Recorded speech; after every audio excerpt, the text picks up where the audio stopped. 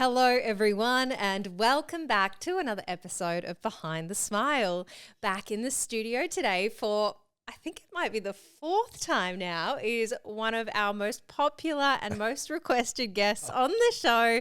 It's my dad, Rod. Hi, Dad. Welcome back. Hi, Ash. Great to be here. How are you today? Yeah, really good. Really good. You know, I was thinking about, I know what I want to talk about with you today, but before we go there, I was thinking to myself, what's one thing I want to ask Dad to kick off the show? And I actually thought to myself, and I have not warned Dad that I'm going to ask this, but I would love to know, since we last spoke here on the podcast, I'm going to speak to you all the time, since we last spoke on the podcast, say 6 months ago, has there been an area in your life where you've been hiding behind a smile? Oh, my God. Not that I can think of. Not that I can think of. My life in the last 6 months seems to have really blossomed in so many areas, and I can't quite figure out why, but maybe it's a bit of persistence and resilience and just curiosity. One of the things that we were talking about last time was the transcendental meditation that you've been doing. You were reading a lot of Joe Dispenza. I'm assuming that's contributed to it. I genuinely think so. I'm a huge fan of Dr. David Hawkins, and I adore his chart of consciousness. Letting go is just over there. Oh, letting go's over there, yeah. I mean, it's really become a centerpiece for me because it makes so much sense. Just lightly, if somebody doesn't know his work, what is he about? Simply that everything but everything is energy, and that's all there is to it. And if you seek to vibrate or to engage at a higher frequency, love, joy, abundance, willingness, acceptance, then you will receive that in return. But alternatively, if you get around, full of apathy, shame, fear and guilt, all you're going to get is more apathy, shame, fear and guilt. And I then joined a community group, and we sit around and discuss the doc's work, which is enlightening.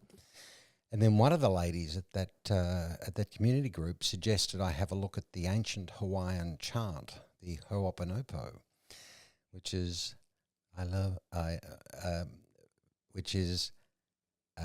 I'm sorry, please forgive me, thank you, I love you, I'm sorry, and it goes like that. And pardon my singing, everyone.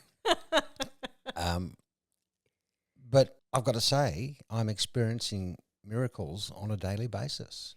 So let's backtrack. You were sent a video, which you actually sent me. Yes. About this story of this man who was introduced to this ancient Hawaiian, I mean, for me, it feels like somewhat of a mantra. Oh, it is. Or a prayer. It's a chant, a mantra. He was a Hawaiian elder who happened to also be, I think it was a psychiatrist or psychologist, and he was asked to go into a really severe mental health facility because these inmates or patients, if you like, were chained to the bed. They were so sick and unwell and aggressive and etc. And the story goes that he didn't visit the patients. He just got their records. And he laid his hands on their records and chanted the Ho'oponopo. No. Within 6 months, they shut the facility down. And whilst that sounds all, airy-fairy a bit, when you chant and practice, as well as I'm a big fan of Dispenza's frequency meditations, miracles just seem to land on your lap. And I guess it comes back to that idea of raising your energetic frequency to a higher vibration in expressing that positive affirmation. So what was it? I love you. I'm sorry. Forgive me. It's I'm sorry. Please forgive me. Thank you. I love you. So I'm sorry is really I'm sorry for any of the crap I've put into the universe through my thinking or behavior. I'm sorry. Please forgive me is simply making amends. That feels to me as well, so many religions have that idea of confession and forgiveness. Well, yes, they do, of course. But I suppose what I'm really interested in is the likes of Dr. David Hawkins, who developed the chart of consciousness and measured it. The work of Gabor Mate, the work of he wrote. I've had a mental blank. He wrote Oh, I know who you're going to say, Eckhart Tolle. Eckhart, of course. And what I've landed on a spot where East meets West. You know, sort of the Eastern science of the Hawkins, the Western science of the Hawkins meets the Eastern philosophies of like Buddhism. And within that, there's chanting, there's meditations, and but there's also something that I can identify with, which is Hawkins' chart of consciousness. I mean, if you are accepting, if you are willing, if you are courageous, if you are loving, kind, and generous, then for God's sake, I'm telling you, that's what you'll get back. Yeah. If it's for good. Yeah. I mean, it's so interesting, isn't it? There's so many thoughts running through my mind right now because it seems like we've been trying to figure this out since the dawn of time, and yet the evidence has been there, whether it's been in the 10 commandments of love thy neighbor and do unto others as you would do to yourself. Yes. Or if we look at it from, you know, my mind still blows when I compare the yamas and niyamas from Patanjali's Yoga Sutras to the 12 steps. Right. There's just so many similarities. So it's beautiful that we're kind of all heading into the same direction with this work. And I guess it's about finding what resonates most for you. Well, that's right. And a lot of this, you know, it goes back to way before Einstein, for God's sake. I mean, Einstein said everything is energy and that's all there is to it. This is a physics fact. If you align your frequency to the reality you're looking for, you can't help but miss. It's like manifestation 101. Well, it is, but it's beyond that. It's simply engaging in the universal energy at a level that fulfills your dreams and desires. And you know, I can say I have miracles on a daily basis, not just little ones, some significant ones. Like a business just landed in my lap that's got global opportunities. Yeah, and it's just landed in my lap, you know, very quickly. And I believe in synchronicity. And Dispenza talks a lot about synchronicity. So, as you know, I take my beautiful granddaughter, Clementine, to dance class of a Monday. And I've been going for a few weeks and I meet the other mums and I know this mum and she approached me and asked me if she could talk to me. I said, of course. She said she'd invested in a business that was struggling, had some great products. Would I mind having a coffee with the owner? And now I'm a shareholder and, you know, I mean, my parents met and had 10 children. I met your mother and had 2 children. Campbell, your brother, my son, met Hannah and had 2 children. And I take Clemmy to dance class and, I mean, come on. Yeah. Pretty. I know. Well, do you know what's even crazier about that story is that and I'm just going to make it about me for a second, if I'd never worked at Mecca, I never would have met Hannah, and then Correct. Hannah never would have met my brother, and then they never would have had Clem. And these are synchronicities. Yeah. And what I urge everyone to do is to try and get mindful and conscious as you move through your day, because I still see it particularly on the road where people are so preoccupied in, you know, apathetic, shameful, fearful, prideful, guiltful, you know, and it's just like laying down in sloth. Why do you think it's so hard to shift that energy when you're in it? Because it feels so heavy. Like, I know that the love and the joy is a higher vibration, but in a way, when you're stuck in that negative energy, it almost feels heavier, harder. Well, it sort of becomes in some ways your comfort zone, in other ways your behavior, the recognition of your behavioural trait. I have a dear friend of mine who's a really angry human being, and he thinks it serves him well. He believes his anger he's got every right to be angry based on what happened to him, and he almost identifies, that's his identification. I need to be angry because, you know, I can justify it, and we all know about, you know, justification. And I went for a walk with him recently and he used the word hate 5 times in about 200 metres. And I stopped and I said, hey, mate, do you realise you've used the word hate 5 times in the last minute? So it's just trying to, you know, one, you need the willingness to grow. To grow. Whether it's from, you know, addiction, whether it's, you know, curiosity around learning, whether it's whatever it is, you need that basic, I'm curious, I want to know more. I want to get better. And then if you can remain somewhat mindful about that and start to enjoy the sky, the sun, the trees, the birds, the universe, great friends, etc., like that. And that's really coming back to gratitude, right? Which is Yes. the third part of that poem or mantra or prayer, whatever we're Yes. calling it. So it's, I'm sorry, please forgive me. Thank you. Thank you. I love you. And then I love you. And gratitude, according to Dispenza, is the key that unlocks the spiritual door to the higher frequencies. We all know, and just try it. Sit down, close your eyes, and think of 10 things you can be grateful for. Gosh, 10. I mean, that's a lot for some people. I would say even just start with 3. Well, if you can't think of anything, start with your hair. Go to your eyebrows, your nose, your mouth, your ears, if you can't. But think of, the 10 things I'll share. I think of my beautiful children, of which you're one, their partners, my grandchildren, my family, the fact that I live in a pretty safe country with fresh air, clean. I can drink water from a tap in Australia. Now that doesn't, we shouldn't take that for granted. Then I think of the beautiful oceans, the bays, the foreshore, my beautiful parents, the forests, the animals. I mean, there's thousands of things to be grateful for. And if you can sort of step into that gratitude, you will feel your heart lift.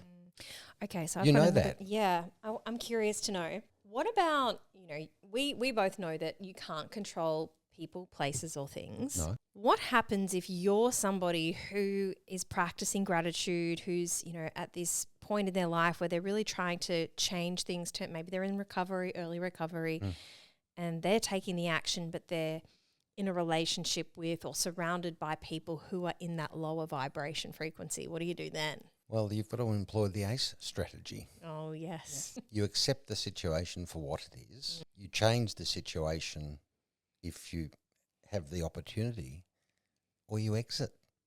And if you can accept the situation, and if your partner or the person in your relationship can accept the situation for what it is, you have a starting point for growth. Okay, we accept that we're clashing. We accept that things aren't great. We accept that, but are we prepared to do some work on it? Yes, go to therapy, or maybe your partner starts a gratitude practice. And if you're not prepared to do that and change it, then you can stay in hell if you want and piss and moan your way through life. Yeah. Or you can make a decision, such as coming into recovery, or to, a friend of mine's recently taken up yoga. Oh, amazing. Yeah. I love that. And she's a dear friend, and she's had a massive experience. She's doing it daily. Wow. Yeah. That's Daily yoga practice. And I said, look, all power to you, but can we start chanting, as well? Yeah, Because, absolutely. Well, it's just a different way to Connect. To get to the end point. Yeah. For me personally. To get to the end point, but stay in the moment. For sure. Yeah. I think what I love, I've just come off a 3-day yoga teacher training, and it was so beautiful because it just reminded me how much I deeply love the practice. And, what's so misunderstood about yoga is that really it's actually got nothing to do with the poses. Right. The poses are a vessel Right. to get you into your body. Yes. And your body holds your soul. Yes. So it is just a way to come back to self, to come home to self, to this inner consciousness. The same with chanting. Yes, exactly. If you're doing kirtan or any sort of mantra-based practice, you're creating this frequency, this energetic vibration, which when it dissipates, the moment after, the moment of quiet, the end of the Om. Yes. That's it. Yes. Yes. It was interesting. I think it was yesterday I was doing a meditation practice, and I recalled my mantra from transcendental meditation that I was given at 15 years of age. Wow. It's 50 years ago. Wow. And I recalled it. It wasn't hard to recall because I use it from time to time, but again, I just felt this gratitude that I had this mantra that I could just use and just drift into this lovely, quiet, present space. And, if you want to win an Olympic gold medal, you've got to do the work. And if you want to be at peace with yourself, you can't buy it over a counter. I know many of us have tried. Or find it in another person. No. See that happening a lot. Yeah. So you've got to be prepared to do the work. And I feel blessed that I've always been just curious, and curiosity helps, coupled with some desperation along the journey. Yeah, well, that's good to give you a kick up the arse. Yeah, bit of curiosity, bit of desperation, and then and you know yourself, you then walk into a community of recovering folks, and you learn and you get supported and you start to take steps, and you look back and you think, oh, well, I'm not that hopeless drunk anymore. I'm actually a decent human being. I'm mindful. I say good morning to the homeless, and I mean, you don't have to do that, but somebody said to me recently, Rod, if you make all your money back, would you buy Seacombe Grove, the big house on Seacombe Grove? Fuck no. Yeah, I mean, for those of you that are unaware, it had its own postcode, and I said, oh God, no, no, I just want a comfortable two-bedder, and I don't need any more Porsches or Rolls Royces or Mercedes. I've had all that, and it didn't make me happy. Yeah, so funny you say that. I randomly saw on, I don't know, some YouTube thing came up.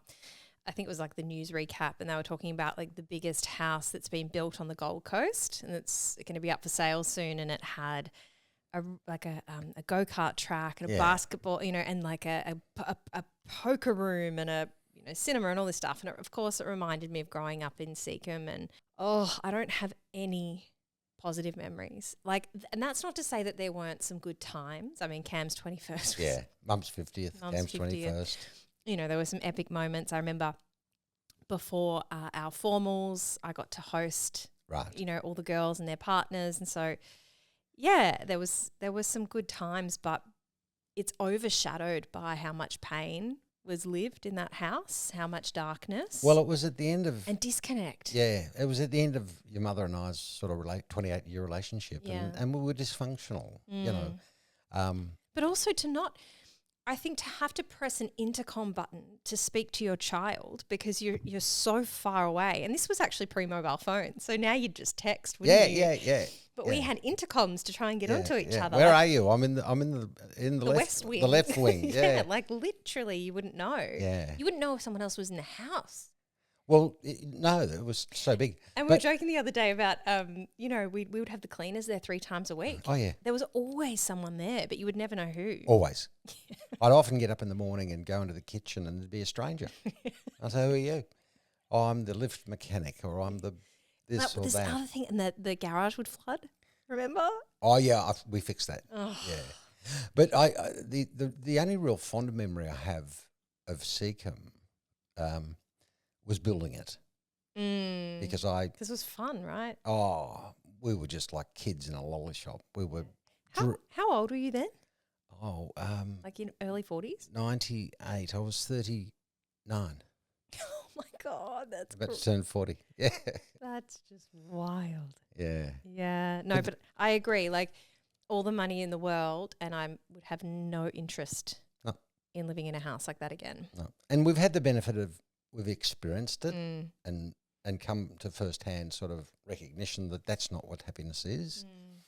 And then, it took a few more years for the penny to finally drop and I got desperate and got sober and met some amazing people and it opened the door to a whole new sort of realm of possibility and techniques. This really brings to mind for me something that I've been journaling and contemplating a lot lately. Mm-hmm. And I'd love to get your thoughts on it, is I'm trying to wrestle with personal ambition and figuring out who it's for. And this is very new to me because I'm someone who is naturally ambitious. I've always worked hard. I've studied hard. I have that natural, what's the word I'm looking for? I'm a go-getter. I've always been that way, and I don't take it for granted because I know that that's not everybody's speed. And everyone's different. And I love that about me. But it's been really interesting in my own recovery journey because I feel like every year that I'm sober, every year that I continue to do the work through my spiritual practices, I get closer to who I really am. Yep. And the more that I get closer to who I really am, the more I heal myself, the more I learn to truly love myself, the less concerned I am with what's happening out there. And so I guess what I'm trying to say is I'm really caught between this position of still wanting to be ambitious and achieve great things in life, but also understanding that that is not the key to happiness, which is what I believe was sold to me from a young age. And I'm not saying that was done by you or mum, really. I think it's more of a society, correct? Yeah. When you have X, Y, and Z, then you'll be happy. And, you know, on reflection, because I've been sitting with this so much lately in my meditation, Dad, I honestly would not swap my life with anyone else in the world. And I'm going to cry. That's okay. Cry away. Like I'm so blessed. I am so like it's a lot because it's taken a lot to get here. And I look at my husband, I look at our dog Frank, who's just right there. Family, I wake up friends. every day and my beautiful family and friends and everything, you know, and it comes up in my gratitude list every day. Like my life is so beautiful. Yes. And I guess maybe, I don't know, maybe there's a fear of rocking the boat. And, you know, like, because like, let's play devil's advocate. Let's say this podcast was on a global stage and it was getting 100 million downloads a month and, you know, well, guess what else comes with that? Money, yes, but money's not such status, title, hate, criticism, stress, pressure. Do you know what I mean? Like I'm looking at my life right now and I'm going, it is so beautiful. It is so pure. It's full of so much deep, genuine connection, time, spaciousness, everything that I think is what is really making me truly happy. Do I even want that thing over there anymore? Like, I don't know. That thing is out there. Yeah. And I think in my experience as we get better, get weller, if I can put it like that, we have a choice. We actually have a choice. And I was very fortunate as a young man to have had that saint's role, president of the Sydney Footy Club. And one of the benefits, there were many benefits, and there were many downsides, but one of the benefits was I learned to deal with criticism. And I learned to deal with toxic anger and criticism. And I just chose to let it go. Even then I thought, well, I can argue with a fool or I can argue with an angry person, like in a road rage scenario, or that's their business. But the other thing is, I think, and this is your point about, you know, achieving the things we'd like to achieve. I had a sponsor years ago who was a tradie, but a wise old cat. And he said to me, because I'm always coming up with ideas, and he used to just say, Rod, what's your motive? Totally. What's your motive? Yeah. Now, if my motive is to be, you know, the next movie star or, you know, whatever, and it's out of alignment with our universal purpose, good, yes, then you're at odds. And as humans, we'll get tested. You know, of course we will in so many different ways. You know, I mean, marketers aren't stupid. They're very clever, you know, and the platforms are available. So, you know, if you really want to be seen as a success, you should live in this suburb and you should drive this motor car and you should join that club and et cetera like that.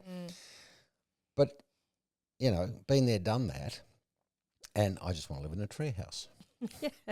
I think it's just for me, like, I don't believe that success and happiness are separate. I do believe that you can have both. However, I think from my experience, from my interactions, from people I meet, there seems to be a threshold. And I believe studies have actually been done on that. I should look into it, where there's actually there's a figure where up until this point, you will be extremely happy. I think they say like the happiest family is like a mid-tier family living in the suburbs, 2.5 kids, steady jobs. You leave your work at home, like you leave your work at work when you get home, like anything over that and you start, it's more money, more problems. Yeah.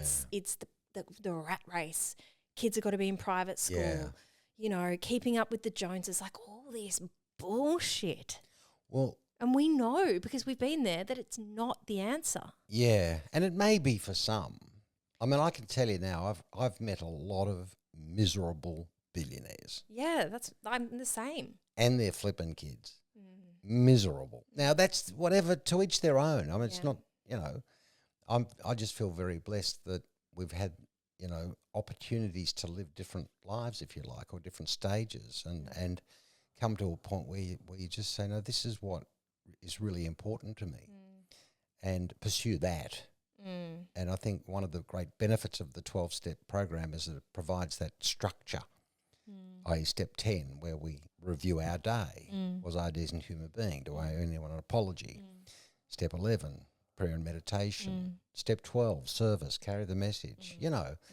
And if you're doing those things often enough, you can't help but be grounded and more humble, more a greater chance of humility. Yeah, I guess that's why they call it a design for living, right? Like it's Yeah. just such a beautiful framework. Yeah. And perhaps, perhaps it is possible to have the outward stuff and the inner peace and contentment. But I think that there's got to be like some sort of spiritual life happening as well Yes. for that to be possible. Yes, and I think it's to each their own and where they're at in their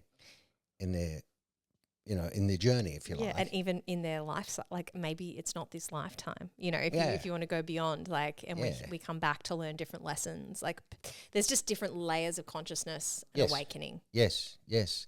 But if you look around, you see good and bad. You see, really functional billionaires. There's a couple that come to mind in America that give away billions, and good on them, because you can't take it with you. No, and people are hungry.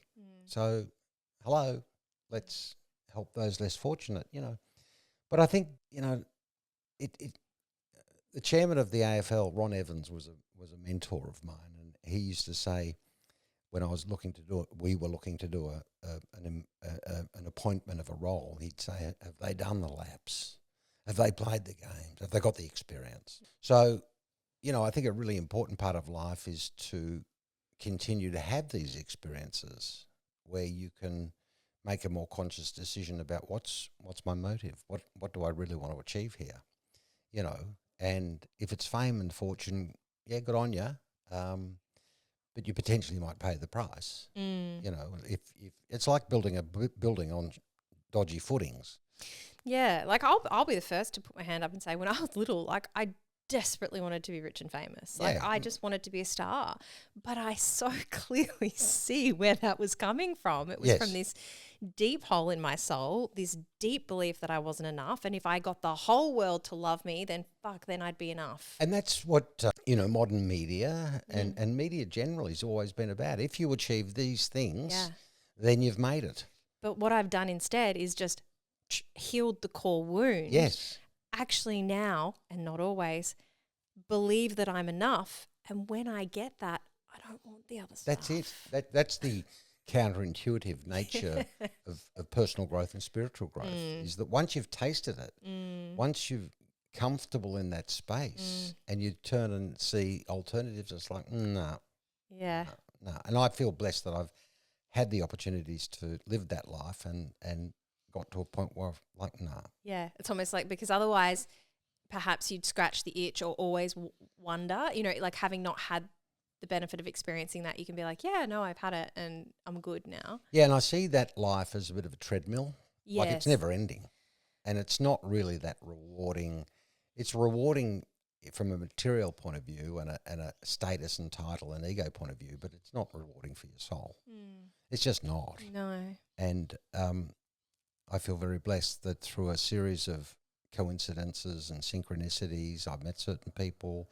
At 15, I did TM, and that was really quite important. And I met different people on the journey, and ultimately, it took me a while, found a direction that was much more soulful, and therein lies the happiness. And you look at some of Eckhart Tolle's work, where it's all the things outside. It's just noise.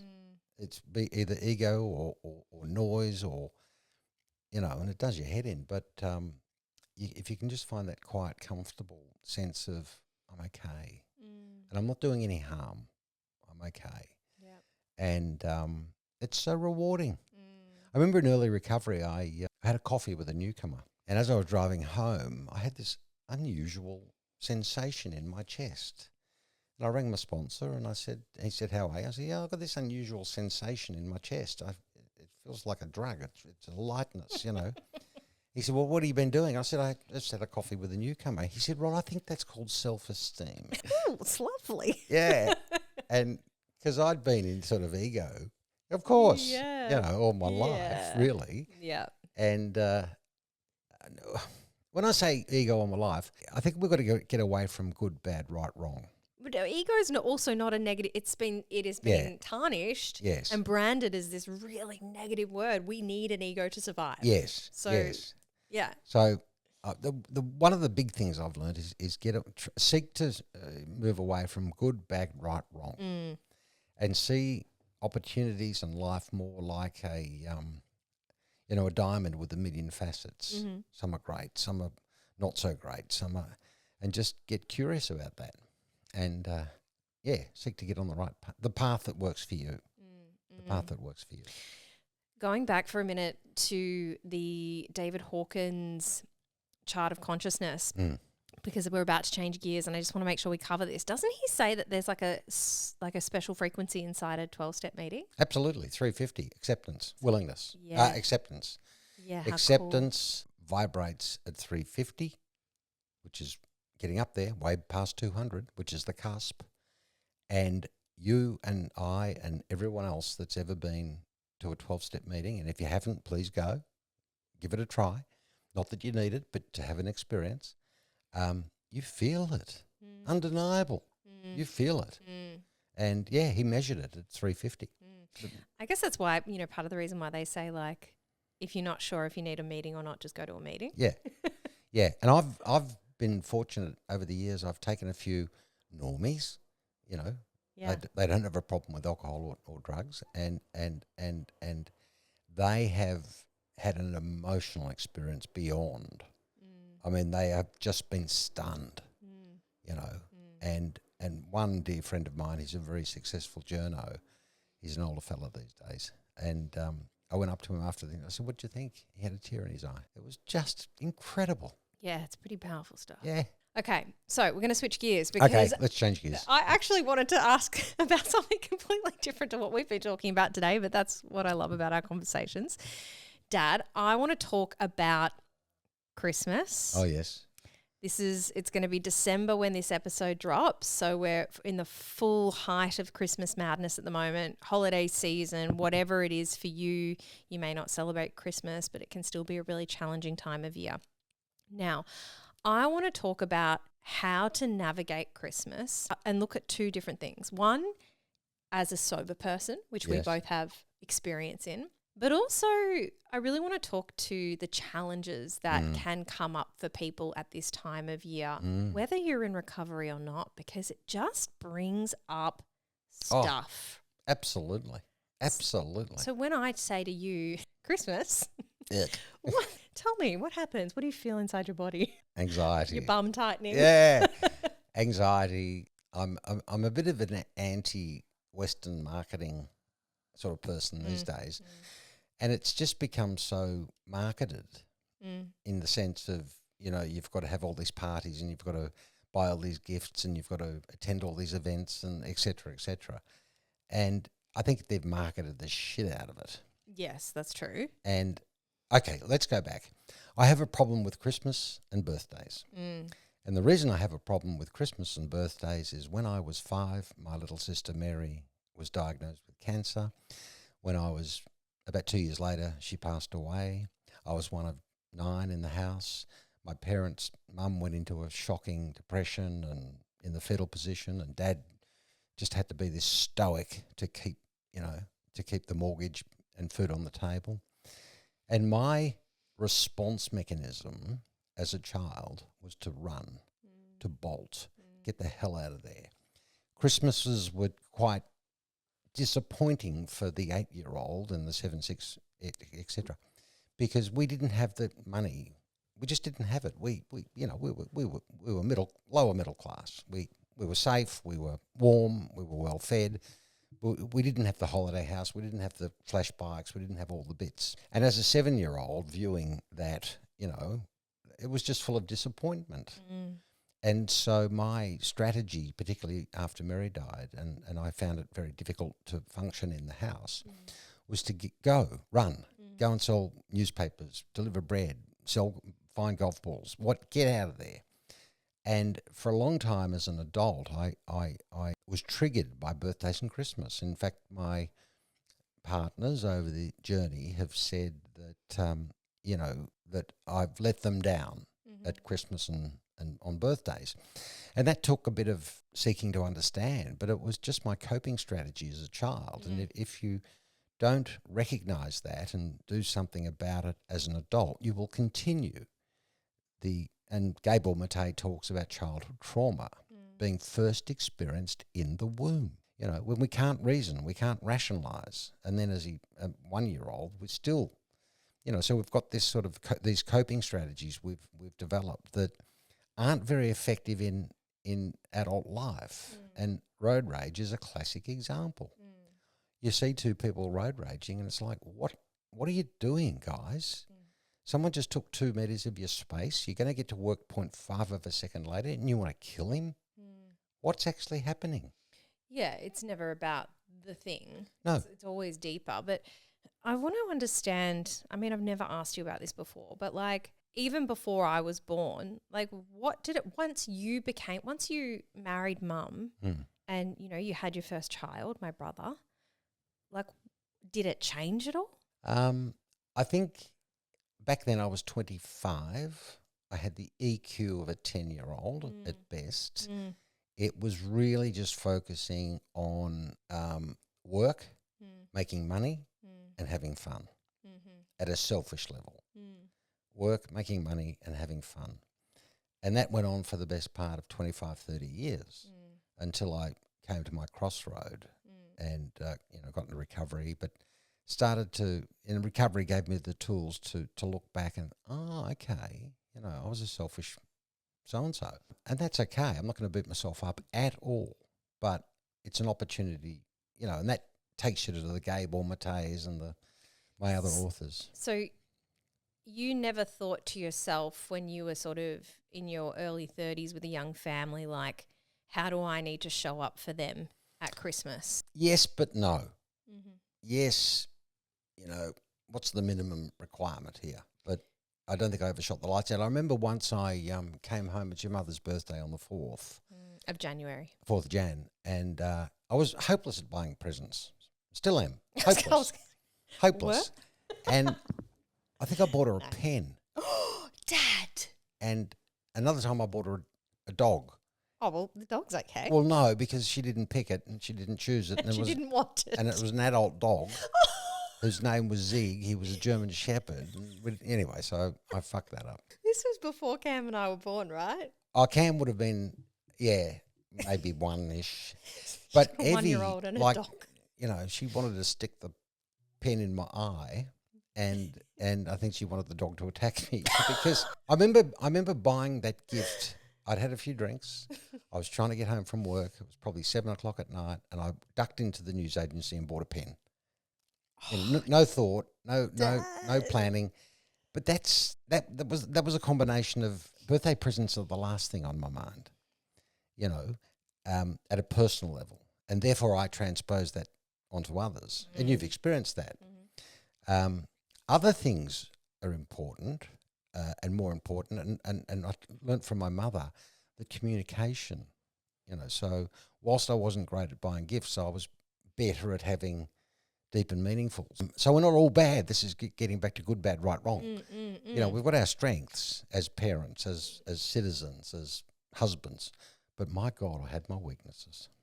Yeah, of course. I remember as well when I was younger, we seemed to do a lot more with our extended families. Like I have memories of being 3, 4, 5 years old, even a bit older when we would go down to Flinders and Auntie Therese and Auntie Jenny, like there was the general store down there, and I remember being at, was it Jenny's Pub? Auntie Jenny's Pub? Across the road, yeah. We did have the holiday house, the farm. So I think up until maybe like 12, I feel like there was still that connection with, my aunties and uncles and cousins, although I always found it hard because I never had a cousin my age. I was kind of at like this random, like Cam and Geordie were a similar age. Yes. And then I had Caitlin, but Caitlin was quite a bit younger than me. Anyway, Yeah. that's a side note. But I feel like, and I'm putting two and two together as we have this conversation, but was it because of your separation with mum that we stopped doing that? Like, or did you just, I feel as well though you were kind of just like, fuck this, I'm done. I think it was a combination of things. I think that, Maybe some family dynamics for you as well. as you get older and the kids become independent, they have partners and who have families.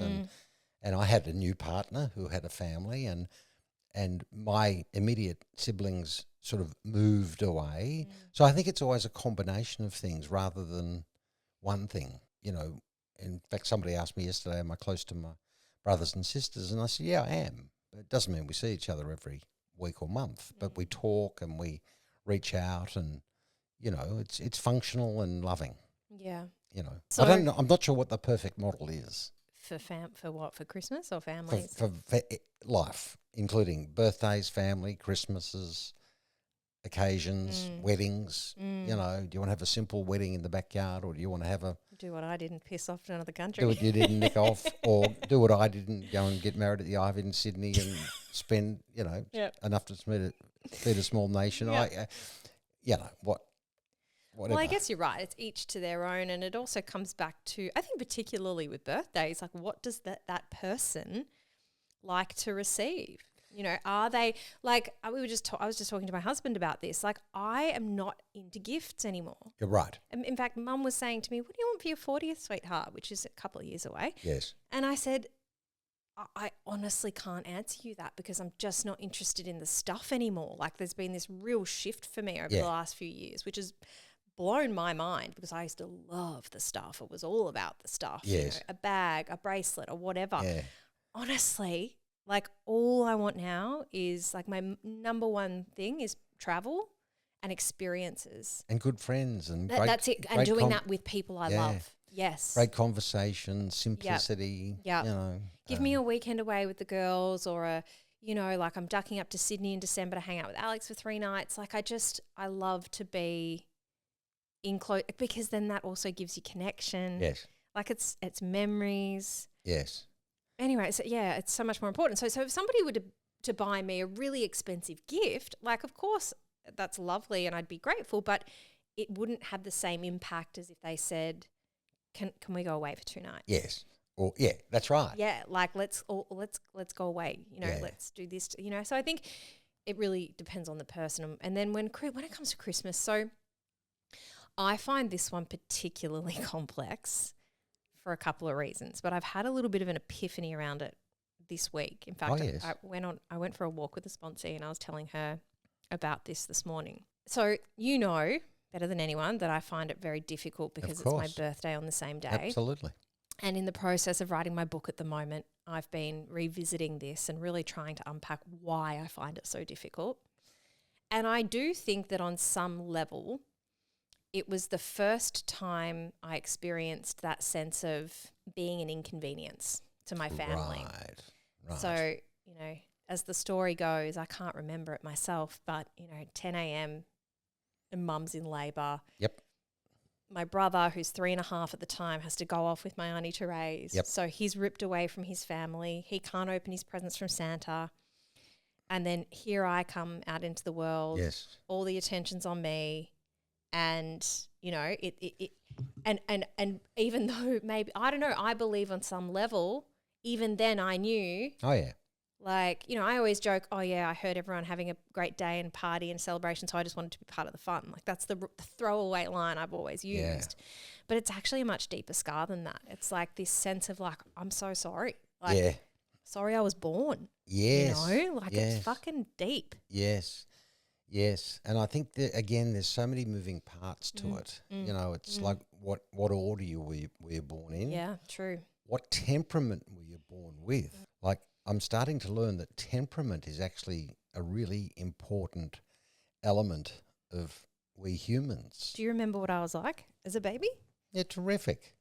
Terrific. Thanks, Dad. You were happy and, yeah. And we were reasonably functional, reasonably, not perfect, but who is? We were sort of starting to, and we went in Australia. You were on my back for a year. Yeah. That was awesome. Yeah. Not that you remember, but No, but I've got plenty of photos. yeah, It looks amazing. And again, I think there's so many moving parts to your experience on the planet as a human being, from in the womb to, what happens after we all depart. And I think it's somewhat. I've become much more philosophical about it because I refuse to beat myself up. I'm not going to beat myself up. Yes, could I have been a better parent? Of course I could. Could I have been a better business person? Could I have been a better president? Could I have been a better husband? Absolutely. But what's the point of beating myself up, particularly if I'm committed to my path, my integrity, if you like. Humans make mistakes. Yeah. And they're up against it. I get back to this, the marketers. They're not stupid. They know how to get us in. I've been told that the like on Facebook was a massive investment in cash and psychology, so that particularly younger, but not just younger, but people put something up and they're hanging on. Well, they get the dopamine hit. Exactly. So I call Zuckerberg the devil incarnate. So we're programmable by the rest of society and the marketers, and we have to be very careful because if you're waking up every morning focused on how many likes you got, it's not very fulfilling. It's just not real. Like, it's not reality. Well, it's not reality, and it's like a drug, and it's sucking you in. And I'd feel really sad if there are young women out there that put up a shot or something and they don't get enough likes and they take a hit to their self-esteem. That happens all the time. I think at all ages. That's cruel. And the social media ban's coming in now. Yeah. Thank God. 16 That's cruel. years, yeah. And you look at gambling and the marketing. It's hideous. Yeah, I know you hate it. What it does to families. Yeah, it's fucked. It's hideous. I had a young and a very successful Indigenous fellow, mate of mine, tell me, he said, Rod, you're just lucky you're an alcoholic. He said, I'm a gambler. And I said, well, tell me more. Where's this going? And he said he gets stuck in a TAB or a casino. He soils himself. He goes home. He walks through the front door. He said, the look on my wife's face is scorched in my memory. And out of the corner of his eye, he saw his children huddled on the couch freezing. There was no power. This is what gambling does. And our flippin' pollies raking in the piss off. It's inhumane. It's crap. And it really annoys me because, why don't you spend the money that you've got better rather than putting people into that situation? And I don't want to ramble about it, but it's just all these broken systems. It's not right, And, the same, I'm a big advocate for the legalization of all drugs. Why?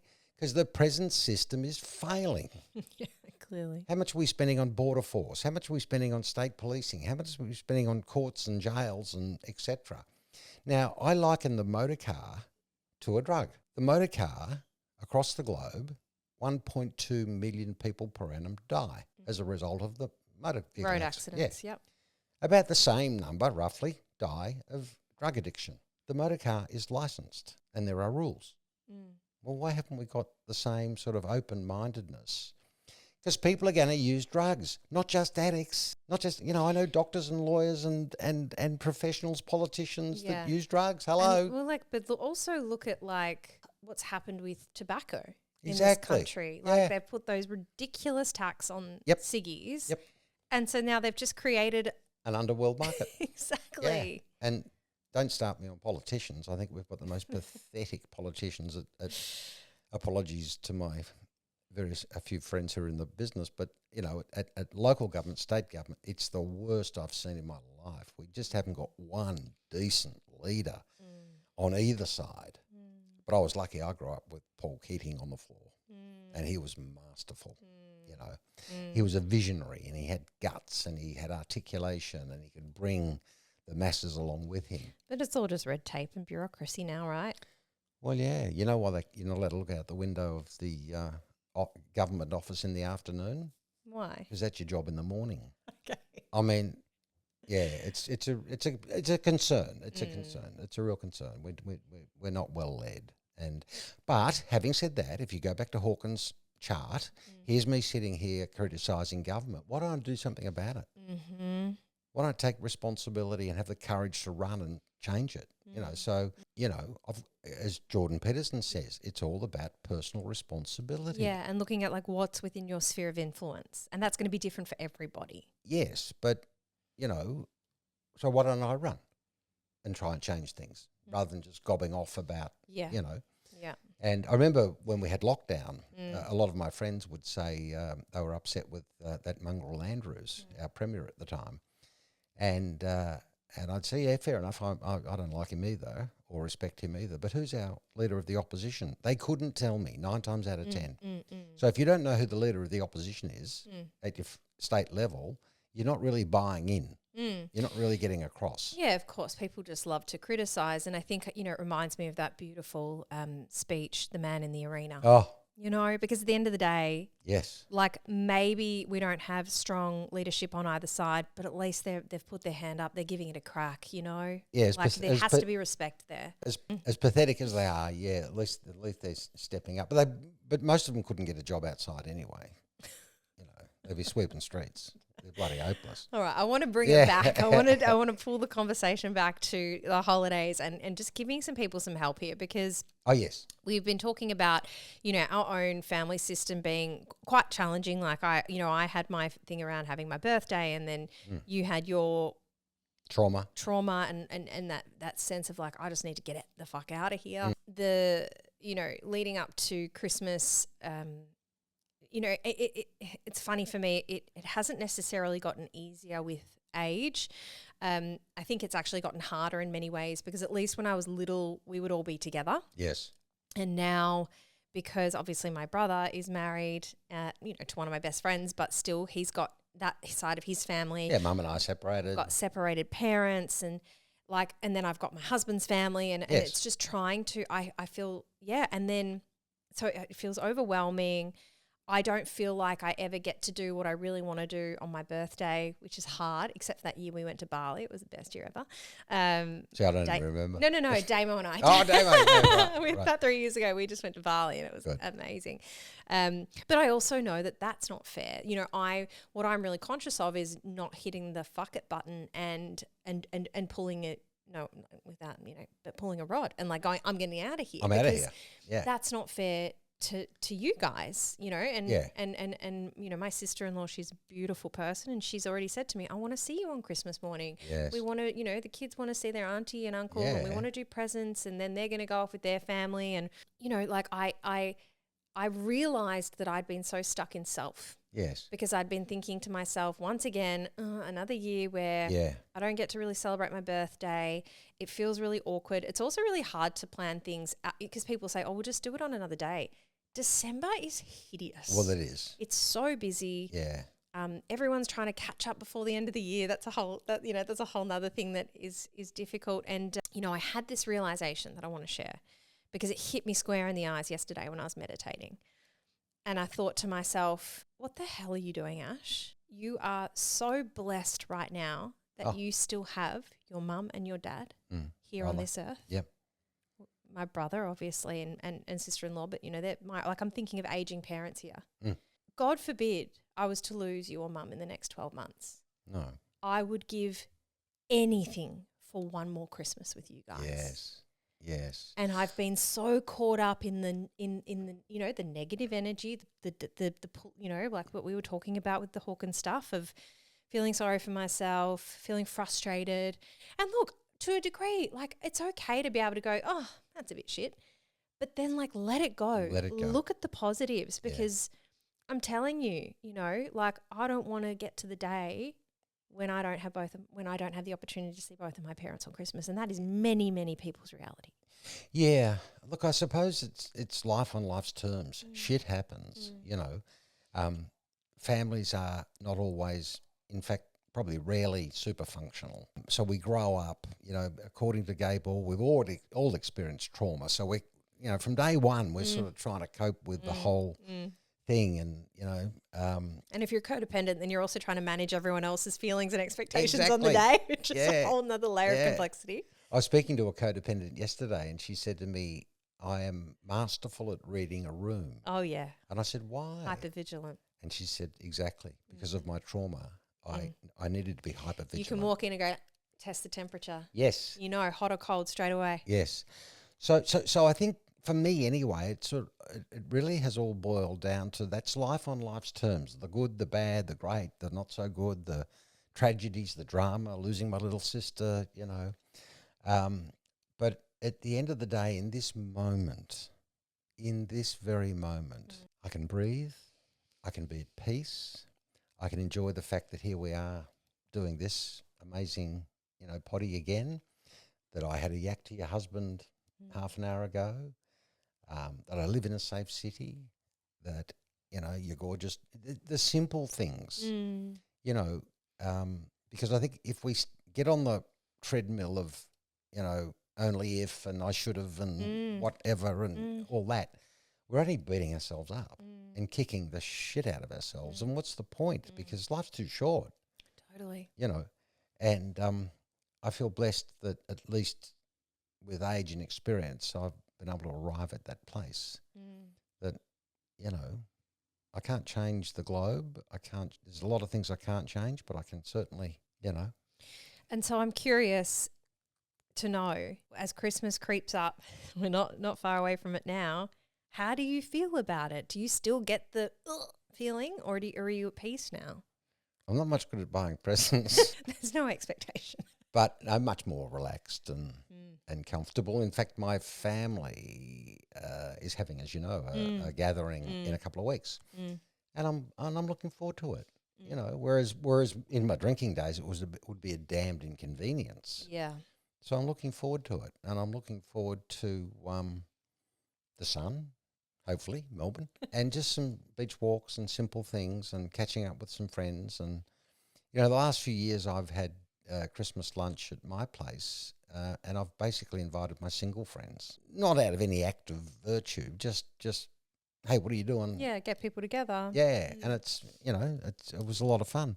So I just try and I can major on the minors, or I can just be comfortable and accepting, and which we learn in recovery, just to accept what is, and not have too high expectation. Expectations often lead to resentment. 100%. So what advice would you have for somebody who is perhaps entering their first sober Christmas? Do you remember your first sober Christmas, 2010? No, I don't really. First sober Christmas, depending on how early your recovery is, but just be careful of situations that could trigger you. Yeah.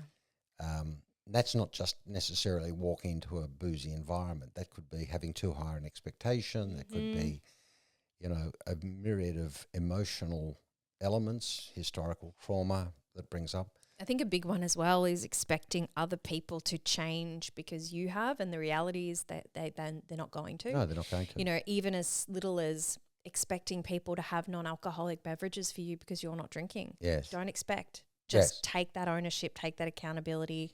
Yeah, in your stride. And again, it's about just lowering our expectations. And also boundaries, really important. Like maybe for that year, you don't stay for as long. Oh, the best strategy in for the recovering alcoholic is arrive late and leave early. Yeah, I mean, it's actually quite funny. Our family Christmas is now that the majority of us are sober done in 2 hours. Yeah, that's right. Yeah. We have a good feed and then we say, okay, bye. Yeah. It's funny because I noticed that when people in sobriety catch up, we tend to catch up we eat and go. Yeah. Whereas drinkers eat and drink. Another bottle of red or whatever. Yeah. And we sort of eat and see ya. But I think it's, again, it just gets back to trying to be very mindful and aware that it's, one of my first sponsors said to me, there's no such thing as an auspicious occasion in recovery.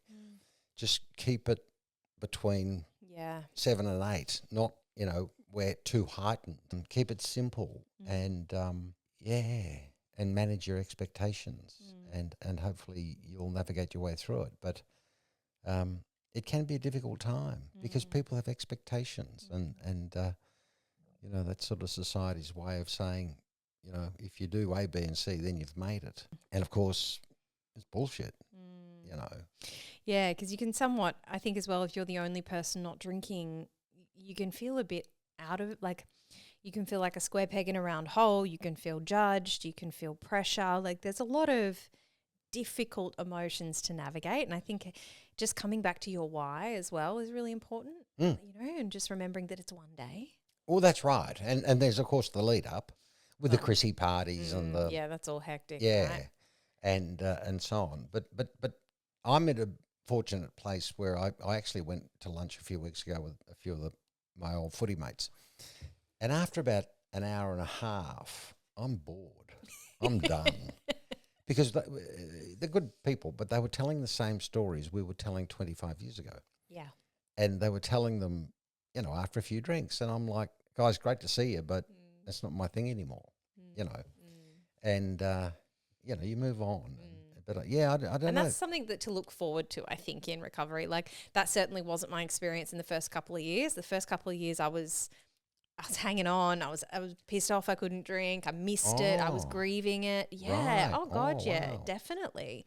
But now I'm at that place that you describe where, a little while, like a few weeks ago, all the races were happening and there was not a single ounce of FOMO in my body. No, I was like, oh, God, you're still doing that? Yeah. I didn't even... like it just, I didn't even watch the race. But no, neither. I had no interest. So I was like, what are you doing? And I was like, I had clients here in the morning doing breath work. And then I think I don't know what I did, but I definitely didn't watch the race. I was like upstairs in my study. Yeah. And that's just... And that's just things change. And there's fine for those who want to go and enjoy right, it, like it's not great. wrong. But it's not right, not wrong, not good, not bad. It's just not me. Yeah, we just get to shift things a bit, which is really and that's cool. a blessing. And, golly, I spent a lot of time at the races in the birdcage. Yes. And, doing things that I won't tell you about. I think we can put two and two together there. So, but I think just find a way of getting yourself at peace.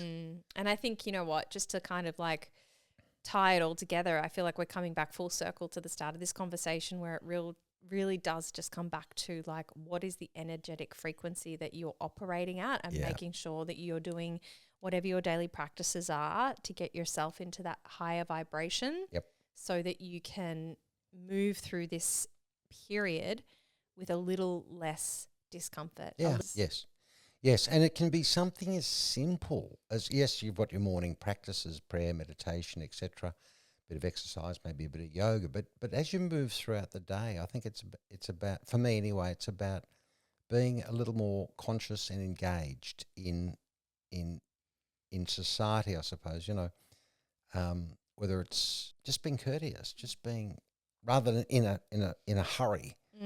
Especially, yes, so many people busy at this time of year. Yeah, so just slow down. Yeah. And smell the roses and it's okay. And avoid the Chadstone car park. Oh, 100%. I only did it once. I'll never do it again. I don't like shopping centres, never have. Oh, I told you that's my my gift, my superpower. You can drop me in a shopping centre anywhere in Australia and ask me to find a store and I'll be able to do it in like 15 seconds. How do you do that? Well, because I spent so many years on the road visiting the different stores. Yes. So but once you understand a shopping centre, they all have a similar layout. Right. Oh, okay. So if you need to go to a shopping centre, I'm your girl. Yeah, well, I'll get you in and out. I can't remember the last time I was in one. Yeah, no. And I don't think I'll be going back soon. That's all right.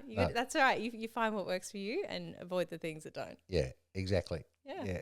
Oh, Dad, I've bloody loved this conversation today. I really, really do love the fact that I had no idea. I knew I wanted to touch on the Christmas stuff, but outside of that, I didn't know where we were going to go. And I feel like I've learnt a lot, and it's been really lovely. I do want to know though. Yes. At this point in your life, what are your 3 non-negotiables that allow you to live happy, authentic, and free? Gee whiz, my 3 non-negotiables: happy, authentic, and free. That's actually, I've really got to think about it. What are non-negotiables is, I'm committed to growth. I'm committed, and so stay on that path. And some of the recent evidence that's come my way is so compelling. I was telling you earlier about the new venture I'm involved in. So it's not negotiable is stick to your path. Be true to your soul and what you're trying to sort of get done, and be decent. Be decent, because there are times in my life when I've been an a-hole and I don't want to do it again. So just be decent, do the right thing, And we're blessed that the tools we get given in recovery help us navigate that path. So I just feel intensely blessed. It's a beautiful message to leave, particularly I think at this time of year. Just remember to be kind.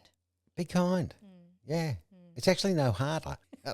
Yeah, it's not any harder That's so true. to be kind and mindful. And then here's one. Please, all of us, just one act of kindness a day. Just one. And that can be as little as picking up a bit of litter, or letting that driver in, or just whatever. But focus on one little act of kindness. And when you've nailed that, maybe try the second one.